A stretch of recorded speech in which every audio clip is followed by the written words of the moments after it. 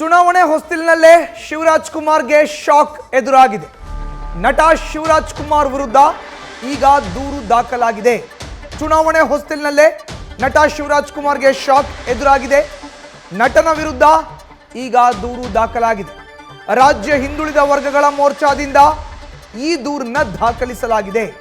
ಚುನಾವಣಾ ಆಯೋಗಕ್ಕೆ ಶಿವಣ್ಣನ ವಿರುದ್ಧ ಕಂಪ್ಲೇಂಟ್ನ ನೀಡಲಾಗಿದೆ. ಶಿವಣ್ಣ ನಟನೆಯ ಸಿನಿಮಾಗೆ ನಿರ್ಬಂಧ ಹೇರುವಂತೆ ದೂರಿನಲ್ಲಿ ಮನವಿಯನ್ನ ಮಾಡಲಾಗಿದೆ. ಹೆಚ್ಚಿನ ಡೀಟೇಲ್ಸ್ ನಮ್ಮ ಪ್ರತಿನಿಧಿ ಗಣಪತಿ ನೀಡ್ತಾರೆ. ನೇರ ಸಂಪರ್ಕಕ್ಕೆ ಜಾಯಿನ್ ಆಗಿದ್ದಾರೆ.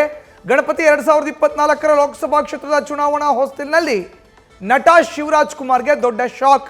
ಕಂಪ್ಲೇಂಟ್ ಕೊಟ್ಟಿರೋದು ಯಾರು? ಕಂಪ್ಲೇಂಟ್ನಲ್ಲಿ ಉಲ್ಲೇಖ ಆಗಿರೋ ಅಂಶಗಳಾದ್ರೂ ಏನೇನು ಗಣಪತಿ?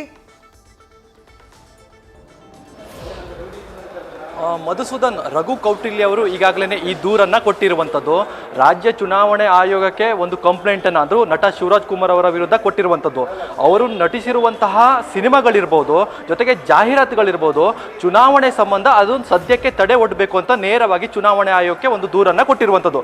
ಪ್ರಮುಖವಾಗಿ ನಾವು ಗಮನಿಸಬೇಕಾಗಿರುವಂಥ ವಿಚಾರ ಏನು ಅಂತಂದರೆ, ನಟ ಶಿವಣ್ಣವರ ಪತ್ನಿ ಈಗಾಗಲೇ ಶಿವಮೊಗ್ಗ ಲೋಕಸಭಾ ಕ್ಷೇತ್ರದಿಂದ ಕಾಂಗ್ರೆಸ್ ಅಭ್ಯರ್ಥಿಯಾಗಿ ಕಣದಲ್ಲಿರುವಂಥವರು. ಹೀಗಾಗಿ ಈ ಸಂದರ್ಭದಲ್ಲಿ ಅವರ ಪತಿಯಾಗಿರುವಂತಹ ಶಿವಣ್ಣವರು ಅವರ ಪರವಾಗಿ ಕ್ಯಾಂಪೇನ್ ಮಾಡೋದಾಗಿ ಈಗಾಗಲೇ ಒಂದಷ್ಟು ಕಡೆ ಈಗಾಗಲೇ ಹೇಳಿರುವಂಥದ್ದು. ಈ ಹಿನ್ನೆಲೆಯಲ್ಲಿ ಏನಾದರೂ ಕೂಡ ಅವರು ಕ್ಯಾಂಪೇನ್ಗೆ ಹೋಗಿರುವಂಥ ಸಂದರ್ಭದಲ್ಲಿ ಈ ಸಿನಿಮಾದ ಒಂದಷ್ಟು ದೃಶ್ಯಾವಳಿಗಳು ಮತದಾರರ ಮೇಲೆ ಪ್ರಭಾವ ಬೀಳುವಂಥ ಸಾಧ್ಯತೆಗಳು ಹೆಚ್ಚಾಗಿರುತ್ತೆ.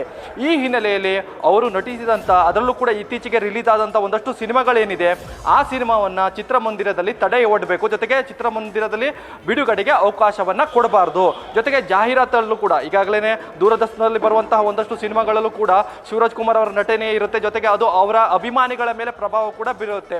ಆ ಅಭಿಮಾನಿಗಳು ಮತದಾರರಾಗಿ ಕನ್ವರ್ಟ್ ಆಗುವಂಥ ಸಾಧ್ಯತೆಗಳು ಇರುತ್ತೆ. ಹೀಗಾಗಿ ಇವತ್ತು ಈ ಬಿಜೆಪಿಯ ರಾಜ್ಯ ಹಿಂದುಳಿದ ಆಯೋಗಗಳ ಮೋರ್ಚಾದ ಅಧ್ಯಕ್ಷರಾದಂತಹ ಕೌಟಿಲ್ಯ ಅವರು, ರಘು ಕೌಟಿಲ್ಯ ಅವರು ಈಗಾಗಲೇ ಚುನಾವಣೆ ಆಯೋಗಕ್ಕೆ ಈ ಸಂಬಂಧ ದೂರುಗಳನ್ನು ಕೊಟ್ಟಿರುವಂಥದ್ದು. ಕುತೂಹಲದ ವಿಚಾರ ಏನು ಅಂತಂದರೆ, ಈಗಾಗಲೇ ಚುನಾವಣಾ ಆಯೋಗ ಈ ಸಂಬಂಧಪಟ್ಟಂಗೆ ಯಾವುದೇ ಸ್ಪಷ್ಟನೆ ಕೂಡ ಕೊಟ್ಟಿಲ್ಲ, ಯಾವುದೇ ಉತ್ತರಗಳು ಕೂಡ ಕೊಟ್ಟಿಲ್ಲ. ಯಾಕಂತಂದರೆ ನಟ ಶಿವಣ್ಣ ಅವರು ಕೂಡ ಈಗಾಗಲೇ ಕಾಂಗ್ರೆಸ್ನ ಸ್ಟಾರ್ ಕ್ಯಾಂಪೇನರಲ್ಲೂ ಕೂಡ ಇಲ್ಲ.